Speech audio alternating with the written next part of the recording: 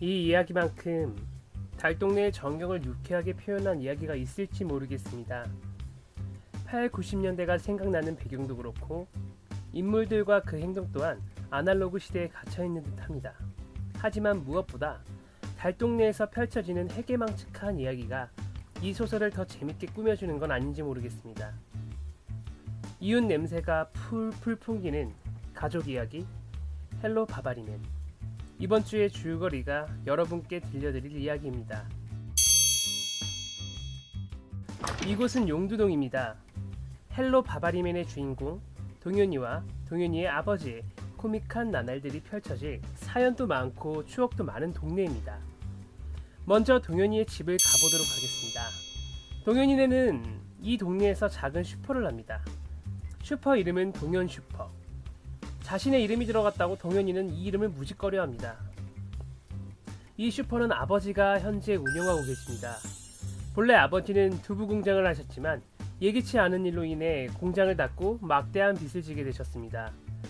그 때문인지 집안일만 하던 어머니가 가정을 일으키기 위해 밖으로 다니며 일을 하시게 되었습니다. 물론 보통 일을 하시는 것은 아닙니다. 마을을 돌아다니며 주민을 대상으로 돈을 빌려주고 이자를 받는 대부업을 하시지요. 그 때문인지 어머니의 별명은 슈퍼갑이라고 합니다. 어머니는 밖에서처럼 안에서도 슈퍼갑입니다. 가장인 아버지의 길을 누르고 사시거든요. 이제 어머니가 가장인 셈이죠. 안방을 지나 딸린 방으로 들어가면 동현이네 집에 빈대 같은 존재가 한 명 더 있습니다. 물론 이 인물도 어머니에게 기가 죽어 살고 있죠.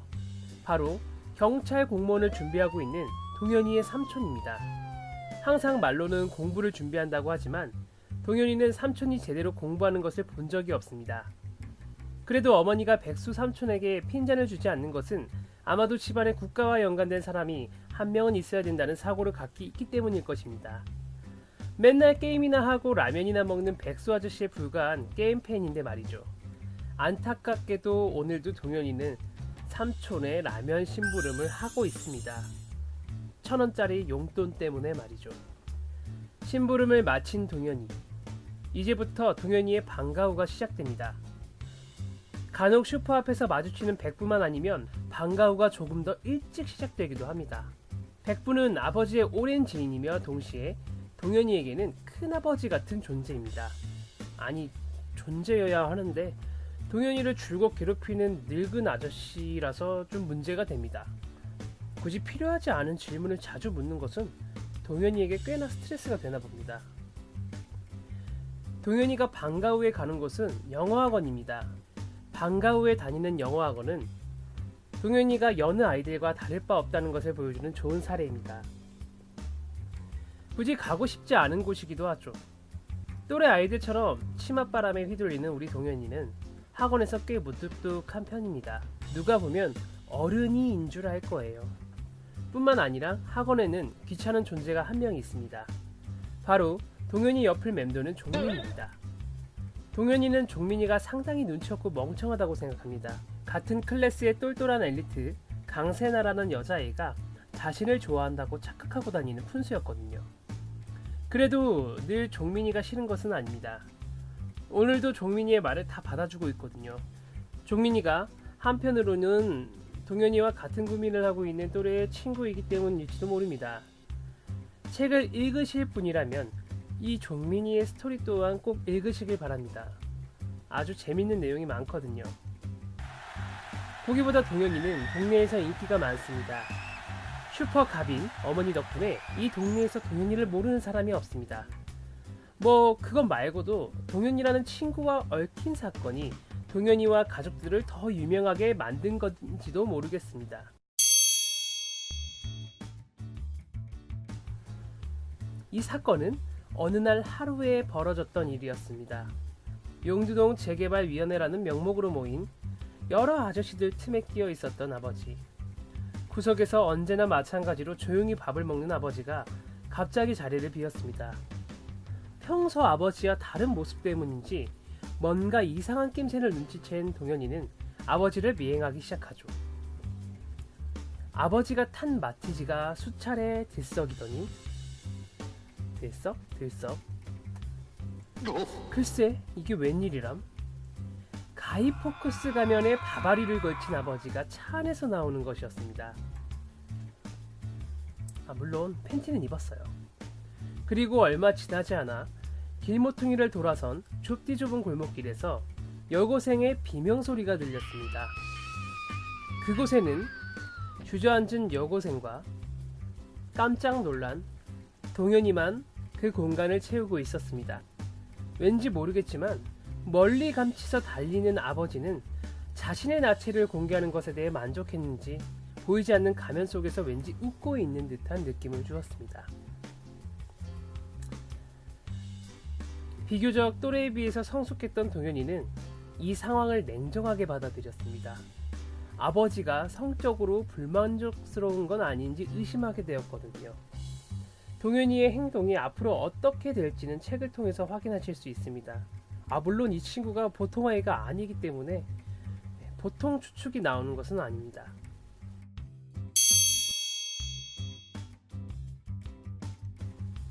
이후로도 아버지의 바바리맨 놀이는 계속되었습니다.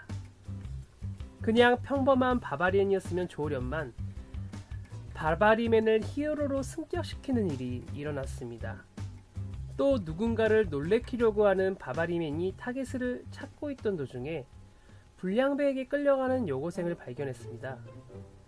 동현이가 평소에 아는 아버지의 모습은 그리 자신있고 강인한 아버지의 모습이 아니었는데 항상 허구한 날 어머니의 잔소리에 눌려 사는 힘없는 가정이었는데 그런 아버지가 불량배 앞에서 여고생을 구하고자 하였습니다. 물론 처음엔 겁나 맞으셨죠. 엄청 맞으셨지만 바바리맨의 힘을 얻은 아버지는 불량배를 제압하고 여고생을 구하게 되었습니다. 그날 이후부터 용두동 바바리맨의 역사가 새로 써지기 시작하였습니다. 영두동 히어로 바바리맨으로 말이죠. 이후 아버지는 바바리맨으로 변신해 선량한 히어로로서 활동을 하였습니다. 주민들을 돕고 여학생들을 돕고 그에 따른 인기도 얻으면서 말이죠. 얼마 지나지 않아 팬카페도 생겼으니까요. 또한 아버지에게도 변화가 생기기 시작하였습니다. 좀 더 히어로다운 행세를 하려고 했던 것일까요? 안 하던 운동을 하기 시작한 아버지. 이걸 보고 있는 동현이의 마음도 몰라줍니다. 더군다나 바바리맨을 응원하는 팬카페마저 생겼으니 동현이는 혹여나 진실이 밝혀지는 날에 아버지에게 올 스포트라이트와 실망감 그리고 이상과는 다른 현실을 마주했을 때 펼쳐질 자괴감으로 고민이 이만저만이 아니었습니다. 우리 동현이가 아무리 성숙한 친구라고 해도 아직 동현이는 초등학생입니다.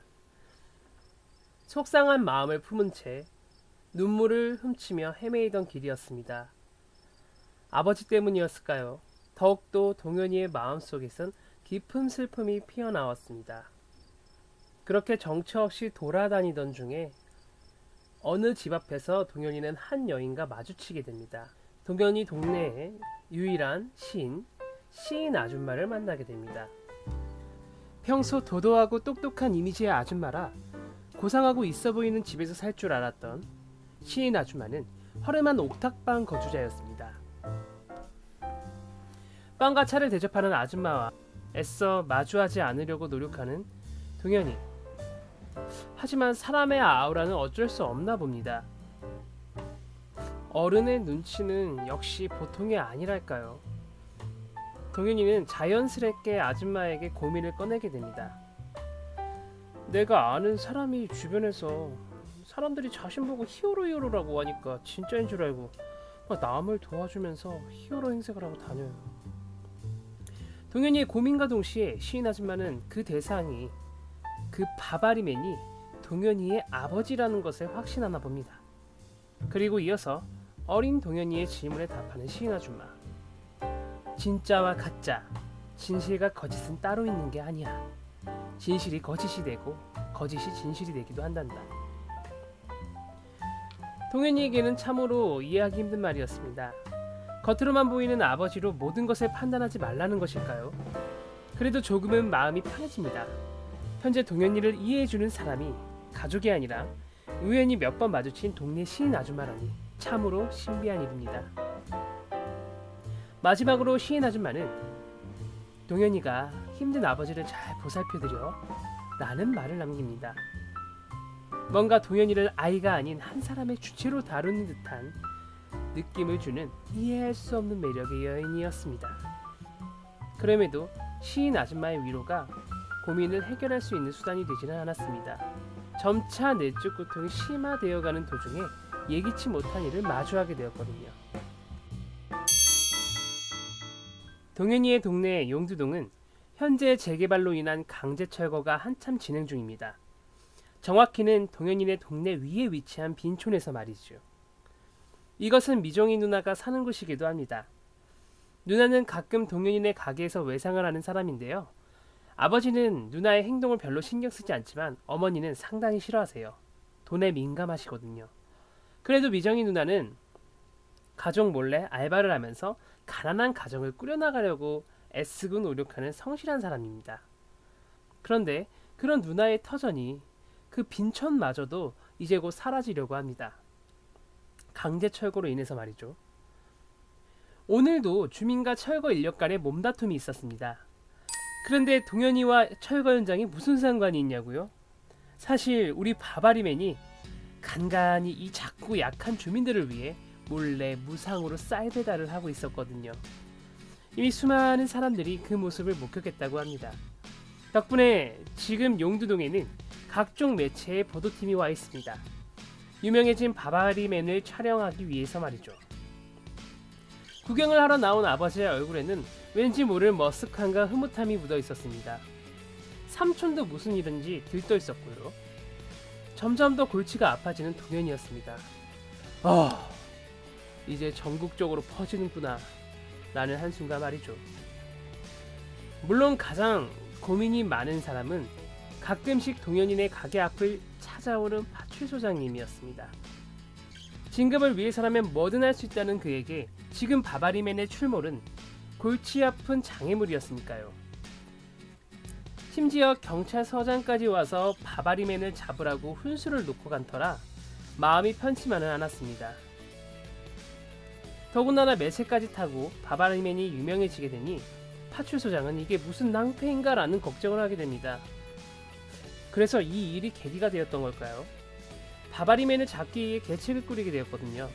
정말 신기하게도 파출소장은 제일 먼저 아버지와 아버지의 은인인 백부를 용의자로 두고 있습니다. 그래서 아버지와 백부를 떠볼 겸 지나가는 길에 슈퍼에 들렀고, 물론 그의 부하 직원도 데리고 말이죠. 그는 아버지가 요즘 부부관계가 소원해서 어떤 일이 있는 건 아닌지, 혹은 아버지의 욕구불만이 아닌지라는 등 무례한 질문을 통해서 아버지를 문초하기 시작하였습니다. 그래서 무슨 이유로 아버지를 의심하는가 하고 물어보니 아버지를 용의자로 생각하는 이유가 다름 아닌 동현에서 키우는 게 동파리 때문이라고 합니다. 바바리맨이 출몰하는 곳마다 그 주변에 동파리가 자주 나타났거든요. 뭐 주인 따르는 게 아니랄까봐 아버지를 이런 식으로 곤란하게 만드네요. 하지만 이는 결정적인 증거가 되지 못했습니다. 다행히도 백부의 임기응변으로 상황을 벗어났으니까요.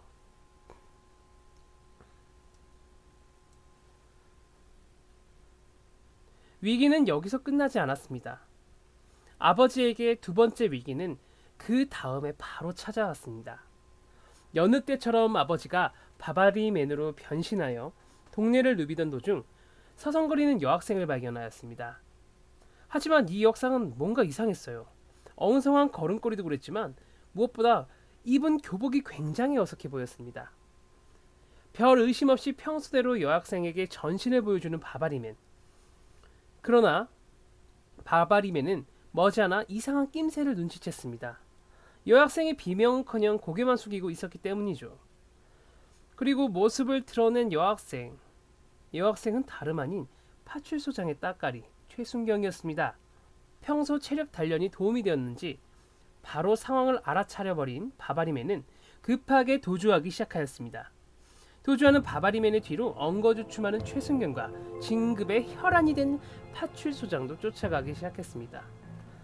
이 연락이 뛰던 바바리맨이 하필 도주한 곳은 미정이 누나가 사는 윗동네였습니다.